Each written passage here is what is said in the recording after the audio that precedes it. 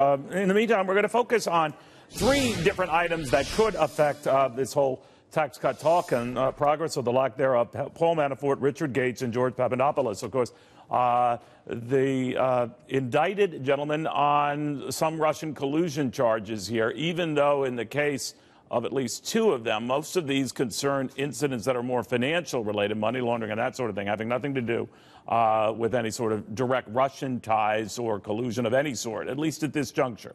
Now, in the case of Papadopoulos, that is a whole different can of worms. To the National Review senior editor, Jonah Goldberg. Jonah, where do you think this is going and how much of a distraction this will be? Oh, well, I think it'll be a big distraction. The Washington press corps loves independent counsel stories. This is not new or unique, or special counsel stories in this case.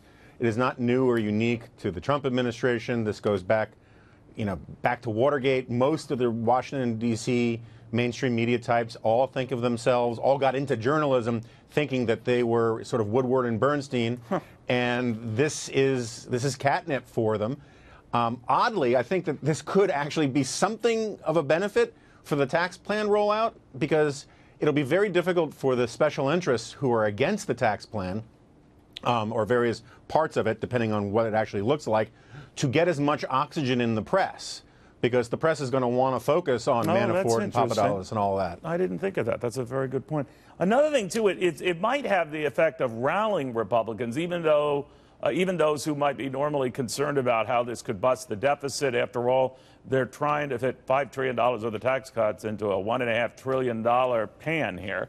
That's how much they've allocated for that over the next 10 years. And they might do that, and they'll give us the details. But that Republicans are kind of rallying on this, sensing that that this whole scandal thing and where the Mueller investigation is going is almost assuredly taking Democratic votes off the table. What do you think of that?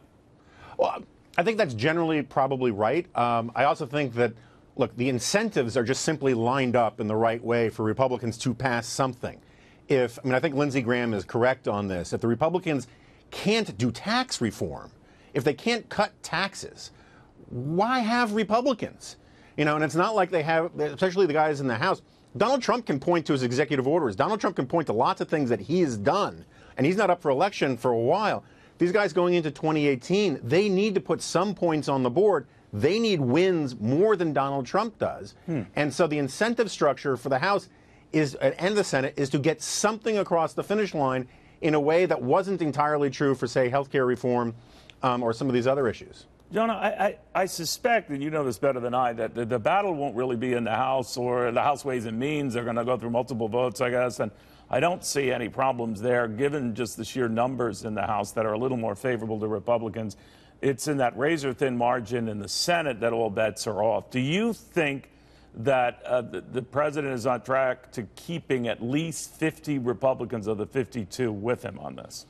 I don't know. I think the House is still a little tricky because you got well, you got Republicans from high-tax states, and that's why they had to compromise on some of the state and local stuff. But I think you're probably right. It'll get through the House, but I don't think it's an easy lift. And if it does get through the House, Paul Ryan probably deserves some credit. On the Senate side, it's tough. It's very, very tough. But again, whether you are a squishy rhino liberal Republican or a Goldwater, Cruz, hard, rock-ribbed right-wing conservative, you're sent to Congress to vote for lower taxes. That's why Republicans exist. Bears use our woods as toilets, and Republicans vote to lower taxes. There are just some internal truths, and if they can't deliver on that, they got huge problems.